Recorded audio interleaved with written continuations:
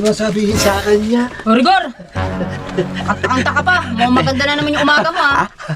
Mukhang maganda na naman yung umaga mo. Siyempre, ba't may nag-text sa akin? Nang saan? Nanalo daw ako ng 17 Pro Max. 70 Pro Max yung Oo. magtitek sa'yo. Di ko nga alam, number lang. Ito, reply ako. Tapos tumawag. Sabi niya, kailangan mo makipag-meet sa akin ng ganitong oras. Sabi ko, may pasok po ako trabaho eh. Saan mo tayo kiklaim? Dito sa may Makati. Makati! Oo. Alam Kaso ko, nga lang, alas 10 daw ng gabi o kaya alas 11, mga ganun daw. Basta yung konti lang tao. Ala! Oh, pero mo muna pa masayte pagka nakuha ko yung Pro Max. Ay, sus, Rigor, yan ka na naman. Pinapadala mo na naman ako, eh. 200 lang. Mamaya, scam yan. Hindi.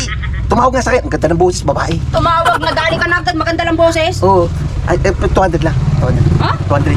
Papamasay ko, tapos pakunin. Pag galing ako sa trabaho, pagka uwi ko, didiretso na ako doon para konti na lang yung papamasahe. 200 lang. Yan ka na naman, Rigor. Oo. Akong bahala sa'yo. Utang ka pa sa akin, ha? Pag nabenta natin yun, malaking pera yun.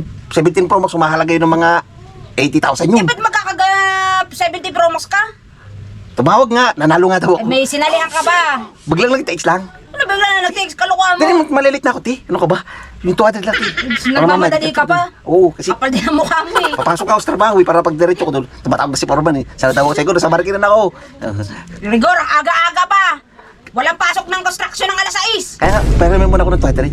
200. Bibigyan, pag nakuha natin yung 17 Pro Max, bibenta natin yun, bibigyan kita 40-20. 40-20. Oh, Kalukuhan mo na naman. daw sinunod sa'yo. Dali natin. Pagka nabenta na, di mo naman sasabihin sa akin. Hindi, nalala mo, binibigyan niya kita, di ba? Tumama ako ng waiting, lagi kita binibigyan eh. Siyempre, share blessing lang. Ano ka ba? Dali, 200 lang. O, 200 yan, ha? Oo, O, 200. pan 300 na yan. Oo. Eh, nga pala, minsan nga nagtataka nga ako eh, bakit alas 11 ng gabi? Tapos gusto wala akong kasama. Eh, baka nga scam yan. Scam kaya ito eh. Eh, sino ba kasing magtatawag sa'yo ng alas 11 ng ano? Kaya nga eh, nag-iisip din ako eh. Eh, ang dami ng mga ano ngayon. ngayon. Loko-loko sa panahon ngayon. Kaya nga eh, huwag ko na lang kaya puntahan no. Wala naman ako sinasalihan eh.